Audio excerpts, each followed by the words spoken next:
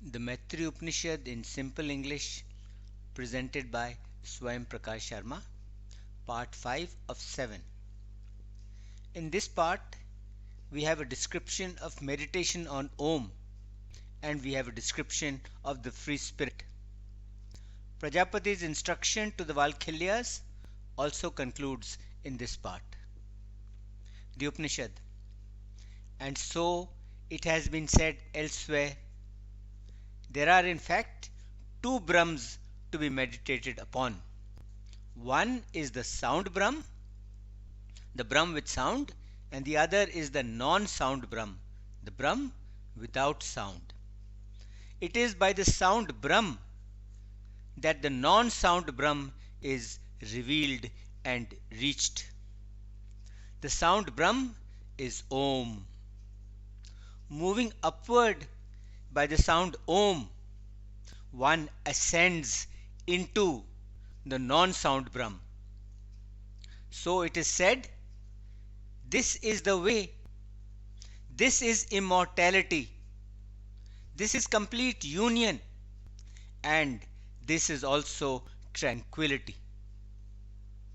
And just as a spider moves upward by its thread and obtains free space, in the same way the meditator moves upwards by the syllable Om and obtains independence. Other expounders of the sound Brahm think otherwise. They say that by closing the ears by the thumbs, the sound of the space of the heart is heard. They say that there are 7 types of sound that are heard, like that of flowing rivers, like the tinkling of brass bells, like a brass vessel when it is struck, like a moving wheel, like the croaking of frogs, like rain, and like one speaking in a silent place. They pass beyond all these different sounds and disappear, and they merge in the supreme. They merge in the non-sound, unmanifest Brahm. There they lose their different characters and cannot be distinguished in the same way as different juices cannot be distinguished after they become honey. They lose their different characters. For so it has been said, there are 2 Brahms to be known, the lower sound Brahm and the higher non-sound Brahm. Those who know the lower sound Brahm, they get to reach the higher non-sound Brahm. And so it has been said elsewhere, what is called the sound is the syllable Om, and that which is the end of Om, that is tranquil, soundless, fearless, sorrowless, blissful, satisfied, steadfast, unmoving, immortal, unshaking, enduring, and that is called Vishnu, obtaining which is higher than obtaining everything else. For obtaining final release, one should revere both these two. For so it has been said, he who is both the higher and the lower, that God, known by the name of Om, is soundless, and it is void of being too. It is without being too. Therefore, one should concentrate on the crown of the head. And so it has been said elsewhere, the body is the bow, Om is the arrow, the mind is the point of the arrow, and darkness is the mark, is the target to be pierced. Then, having pierced the darkness surrounding Brahm, one sees Brahm who sparkles like a wheel of fire, who is of the color of the sun, who is full of vigor, who is beyond darkness, who is that which shines in the sky, who is also in the moon, who is in the fire and who is also in the lightning. And after having seen him, one definitely goes to immortality. For so it has been said, meditation is directed to the highest being within us and to the other objects. In this way, the unqualified understanding becomes qualified. But when the mind is dissolved and there is that bliss, the witness of which is the self, then that is Brahm, the immortal, the radiant. That is the way. That, in fact, is the true world. And so it has been said elsewhere, he who has his senses drawn inwards as in sleep, who has his thoughts perfectly pure as in dream, who, while he is in the cavern of the senses, is not under their control, who perceives him who is called Pranav or Om, who is the leader, who is the form of light, who is sleepless, who is free from old age, who is deathless, who is sorrowless, he himself becomes called Pranav, and he himself becomes a leader. He becomes a form of light. He becomes sleepless. He becomes free from old age. He becomes deathless and he becomes sorrowless. And so it has been said, because in this manner he joins the breath, the syllable Om, and all this world in all its variety, or perhaps because they are all joined together. Therefore, this process of meditation is called Yog or joining, the oneness of the breath and the mind, and in the same way, the oneness of the senses and the giving up of all conditions of existence. This is what is called Yog. And so it has been said elsewhere, just as a hunter draws in the dwellers in the waters with his net and offers them as a sacrifice in the fire of his stomach, in the same way a person draws in these breaths by the net of the syllable Om and sacrifices them in the fire that is pure, that is free from evil. It is like a heated vessel, as ghee, as clarified butter in a heated vessel lights up by contact with lighted grass or wood. In the same way, the one who is called non-breath also lights up by contact with the breaths. Now that which lights up is the form of Brahm, and that is the highest place of Vishnu, and that is the Rudra nature of Rudra. That Brahm, having divided itself in limitless ways, fills all these worlds. For so it has been said, just as sparks come out of a fire, just as rays come out of the sun, in the same way the breaths and the rest come out again into the world in proper order. And so it has been said elsewhere, this is the heart of Brahm, the supreme, the immortal, the bodiless. It is also the warmth in the body. For that heat, this body is the ghee. This body is the clarified butter.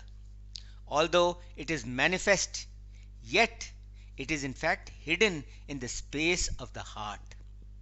Then by intense concentration, the space within the heart is dispersed, and the light of the heat, as it were, appears. Then one passes quickly into the same condition of light, just as a ball of iron that is hidden in the earth quickly passes into the condition of the earth. It becomes the earth. As fire and the brass smiths and the like do not bother about the ball of iron, which has become earth, in the same way, thought too disappears along with its support. And so it is said, the storehouse which consists of the space of the heart, the blissful, the supreme abode, is our self, is our yoga, is our goal too. And this is the heat of fire and of the sun too.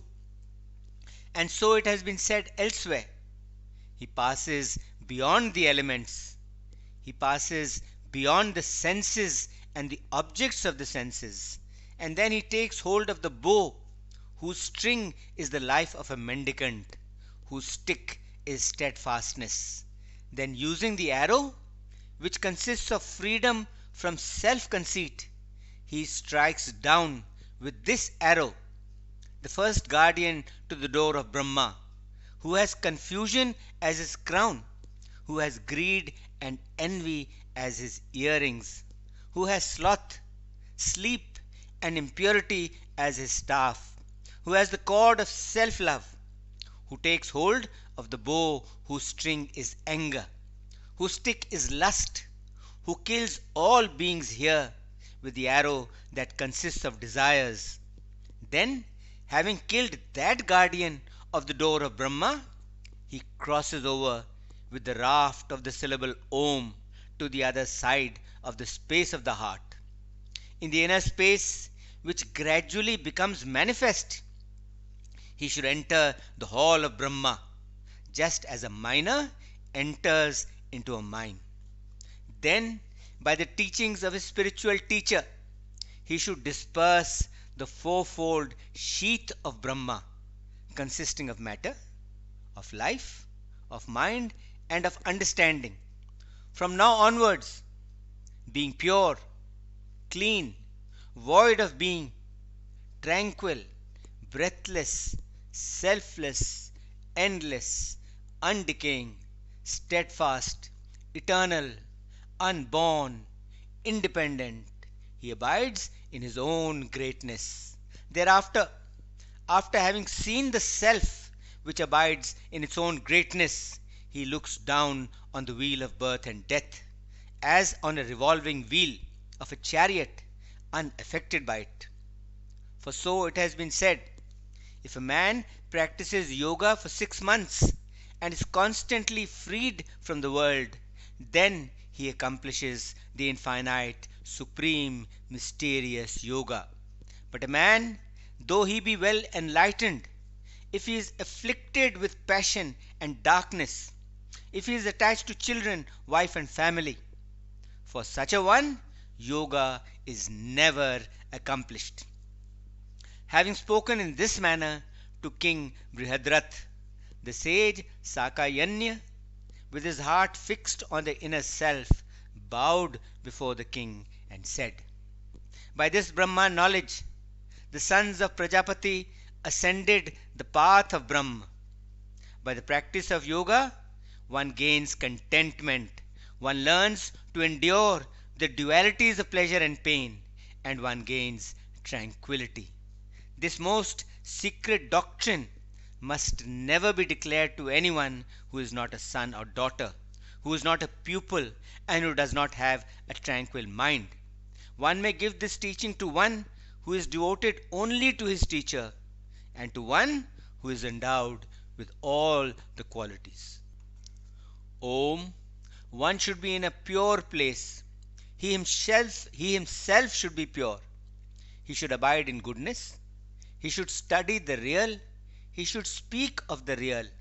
He should meditate on the real, and he should sacrifice to the real. Henceforth, he who, absorbed in the real Brahm, yearns for the real, he changes and becomes another. He has the reward of having his bonds cut. He becomes void of expectations. He is freed from fear, both in regard to himself and also in regard to others. He becomes void of desires, and having attained imperishable and immeasurable happiness, he lives. Freedom from desire is in fact the highest prize from the choicest treasure. A person who is made up only of desires and who has the marks of determination, of conception, and of self-love, such a person is bound. But he who is the opposite of this, he is liberated. On this point, some expounders of Sankhya say that it is the quality which, through the force of the differentiation of nature, binds the self with determination and the like, and by the destruction of the fault of determination and the like, liberation results. It is with the mind, in fact, that one sees, and it is with the mind that one hears. Desire, conception, doubt, faith and lack of faith, steadfastness and lack of steadfastness, shame, meditation, fear, all of these are truly mind. Borne along and defiled by the stream of qualities, unsteady, fickle, confused, full of desire, and distracted, one gets into the state of self-love. In thinking, I am he, this is mine, he binds himself with himself, just as a bird binds itself in a snare. Therefore, a person who has the marks of determination, of conception, and of self-love, he is bound, while one who does not have these marks, he is liberated. Therefore, stand free of these three. Stand free of determination, of conception, and of self-love. This is the mark of liberation. This is the path to Brahm in this world. This is the opening of the door in this world. Through this door, one will go to the further shore of darkness, for it is there that all desires are contained. It is there that all desires are fulfilled. On this point, they quote, when the five forms of the knowledge senses, along with the mind, when all these stand still, and when the intellect also does not stir, that, they say, is the highest state. Having spoken as such, Sakayanya had his heart fixed on the inner self. Then the king Brihadrath, also known as Marut, bowed before the sage. He honored the sage properly, and having obtained his end, he departed by the northern path of the sun to liberation, since there is no other side path to liberation other than that path. This is the path to Brahma here. This is the path to Brahma here in the world. Bursting open the door of the sun, he rose on high and departed. On this point they quote, endless are the rays of him who dwells like a lamp in the heart. They are white and black, brown and blue, tawny and pale red. One of them leads upwards, piercing the solar orb, and by it, crossing the world of Brahma, they go to the highest path. The other 100 rays lead upward also, and through them the worshipper reaches the abodes of the gods. But the rays of dim color, which lead downwards, by them one wanders here helplessly for experiencing the fruits of his deeds. Therefore, the sun over there is the cause of creation, of heaven, and is the cause of final emancipation. This concludes part 5 of 7 of the Maitri Upanishad. Om Shanti Shanti Shanti Om.